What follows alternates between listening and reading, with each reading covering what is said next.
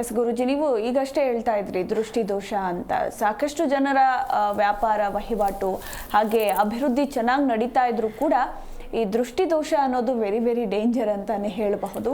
ಅಯ್ಯೋ, ಅವ್ರ ಕಣ್ಣು ಬಿದ್ದುಬಿಡ್ತು, ಅದಕ್ಕೆ ಅವ್ರ ವ್ಯಾಪಾರ ಹೀಗಾಗೋಯ್ತು, ನಷ್ಟದಲ್ಲಿ ಬಂದ್ಬಿಟ್ರು, ಅವ್ರಿಗೆ ಅಷ್ಟೊಂದು ಲಾಸ್ ಆಗೋಯ್ತು ಅಂತ ಮಾತಾಡ್ತಾನೆ ಇರ್ತಾರೆ. ಸೊ ಈ ದೃಷ್ಟಿದೋಷದ ಪರಿಹಾರಗಳು ಏನೇನು, ಜನರ ಕಣ್ಣು ಬೀಳದೆ ಇರೋದಕ್ಕೆ ಏನೇನು ಮಾಡಬೇಕು ಅಂತ?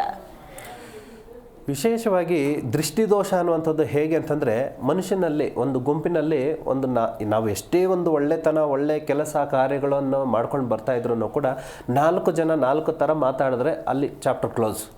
ಅದನ್ನು ಯಾವ ರೂಪದಲ್ಲೂ ಕೂಡ ತಿರ್ಗಾ ನಾವು ಮತ್ತೆ ರಿಕವರ್ ಮಾಡ್ಕೊಳ್ಳೋದಕ್ಕೆ ತುಂಬಾ ಸಮಯ ಬೇಕಾಗುತ್ತದೆ.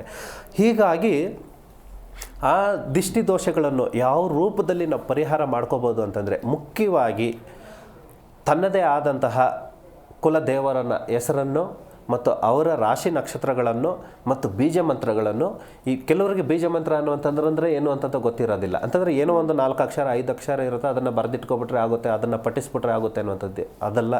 ಬೀಜ ಮಂತ್ರ ಅಂತಂದರೆ ತನ್ನದೇ ಆದಂತಹ ಒಂದು ಪವರ್, ಒಂದು ಎನರ್ಜಿ ಅನ್ನೋದು ಇರುತ್ತೆ.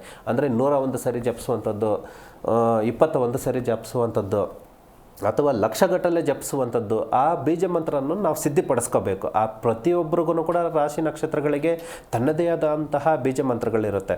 ಇವುಗಳನ್ನ ಸಿದ್ಧಿಪಡಿಸ್ಕೊಳ್ಳೋಕ್ಕಾಗದೇ ಇರುವಂಥವರು ಸಿದ್ಧಿಪಡಿಸ್ಕೊಂಡ್ರೆ ತುಂಬ ರಿಯಲಿ ಅದಕ್ಕಿಂತ ಪವರ್ಫುಲ್ಲು. ಇವಾಗ ಶಿವನಿಗೆ ಪಂಚಾಕ್ಷರಿ ಬೀಜ ಮಂತ್ರ ಅನ್ನುವಂಥದ್ದು ಹೇಗಿರುತ್ತೋ ಹಾಗೆ ಪ್ರತಿಯೊಬ್ಬರಿಗೂ ಕೂಡ ತನ್ನದೇ ಆದ ರಾಶಿ ನಕ್ಷತ್ರಗಳಿಗೆ ಬೀಜ ಮಂತ್ರ ಅನ್ನೋದಿರುತ್ತೆ. ಅದನ್ನು ನಾವು ಸಿದ್ಧಪಡಿಸಿಕೊಂಡ್ರೆ ಪ್ರತಿ ಆನ್ ದಿ ಟೈಮ್ ನಮಗೆ ಯಾವಾಗ ಬೇಕೋ ಅವಾಗನ್ನು ಓಪನ್ ಮಾಡ್ಕೋಬೋದು, ಆ ಎನರ್ಜಿಯನ್ನು ತಗೊಳ್ಬೋದು. ಅದು ಪಡ್ಕೊಳ್ಳೋಕ್ಕಾಗಲಿಲ್ಲ, ಅದನ್ನು ಸಿದ್ಧಿಪಡಿಸ್ಕೊಳ್ಳೋಕ್ಕಾಗಿಲ್ಲ ಅಂತಂದರೆ ಮುಖ್ಯವಾಗಿ ಮೂಲ ಮಂತ್ರದಲ್ಲಿ ಈ ನವಗ್ರಹಗಳು ಅನ್ನುವಂಥದ್ದು ಏನು ಹೇಳ್ತೀವೋ, ಈ ನವಗ್ರಹಗಳು ನಮ್ಮ ಸೂರ್ಯಾಯ ಚಂದ್ರಾಯ ಮಂಗಳಾಯ ಬುಧಾಯ ಗುರು ಶುಕ್ರ ಶನಿ ಬೆಚ್ಚ ರಾಹು ಕೇತುವೆ ನಮಃ. ಈ ನವಗ್ರಹಗಳ ಪಠಣವನ್ನು ಮಾಡಿದಾಗ 11 ಸರಿ ಪ್ರಾರ್ಥನೆ ಮಾಡಿಕೊಂಡು ಪಠಣವನ್ನು ಮಾಡಿದಾಗ ಆ ಕ್ಷಣಕ್ಕೆ ಇರುವಂತಹ ತಾತ್ಕಾಲಿಕವಾದ ಕಣ್ಣು ದಿಷ್ಟಿಗಳು ಅನ್ನೋದು ಏನಿರುತ್ತೋ, ದಿಷ್ಟಿ ದೋಷಗಳು ಅನ್ನೋದು ಏನಿರುತ್ತೋ ಅದನ್ನು ಪರಿಹಾರ ಮಾಡ್ಕೊಳ್ಳೋದಕ್ಕೆ ಈ ನವಗ್ರಹಗಳು ನಮಗೆ ಸಪೋರ್ಟ್ ಮಾಡ್ತೈತೆ. ಜಿ ಕನ್ನಡ ನ್ಯೂಸ್ ಈಗ ನಿಮ್ಮ ಮನೆಯಲ್ಲೇ ನೋಡಿ, ಎಲ್ಲ ಕೇಬಲ್ಗಳಲ್ಲಿ ಈಗ ಲಭ್ಯ.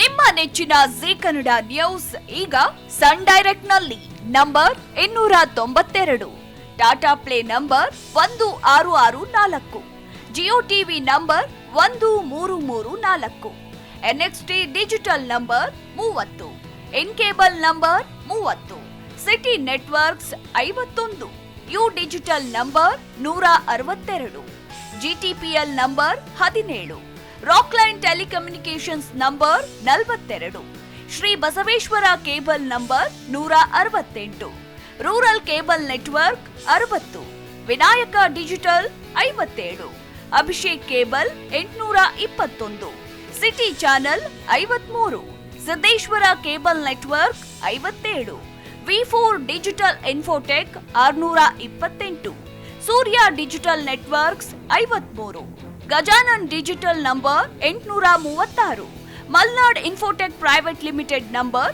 56, Metrocast number 830, Victory digital number 167ರಲ್ಲಿ ನೋಡಿ ಆನಂದಿಸಿ.